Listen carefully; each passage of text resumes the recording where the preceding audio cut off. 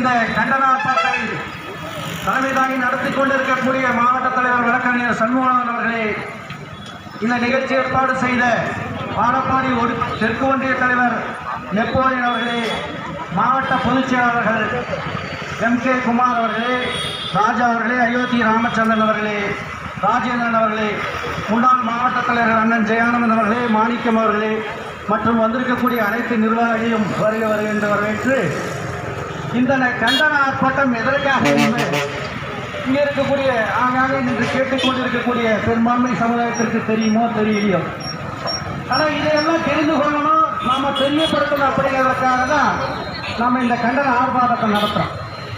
உலகத்தில் இன்னைக்கு பெரிய கட்சி அதோடு மட்டுமல்ல, பாரத பிரதமர் இன்னைக்கு உலகம் முழுக்க வழிகாட்டி கொண்டிருக்கக்கூடிய நரேந்திர மோடி அவர்கள் ஆட்சி செய்யக்கூடிய பாரதத்தில் இன்னைக்கு சில விசமிகள் தீவிரவாதிகள் பெஹல்காம்ல ஒரு அங்கே இருக்கக்கூடிய அந்த சுற்றுலா சென்ற பயணிகளை ஒரு 26 நபர்களை எப்படியெல்லாம் சுட்டுக் கொண்டார்கள் தினந்தோறும் செய்திகளை போட்டுக்கிட்டுதான் நம்மளை பார்த்துக்கிட்டு தான் இருக்கு.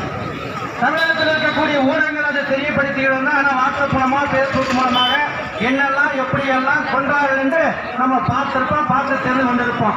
ஒவ்வொருத்தையும் சுடும்போது அவங்களுடைய பேண்டை கட்டி நீ என்னடா இந்துவா முஸ்லிமா என்று கலட்டி பார்த்து சுட்டுக் கொண்டிருக்காங்க.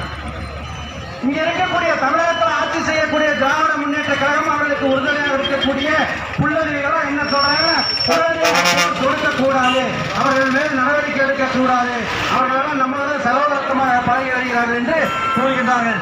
ஆனா அங்க இருந்த ஒரு முஸ்லீம், அங்க வந்த ஒரு துலுக்க பையன் என்ன செஞ்சான்?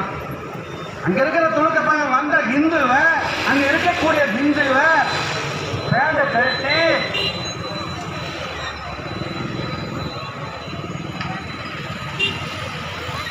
செகண்ட் இருக்கிறதால காவல்துறையில் என்ன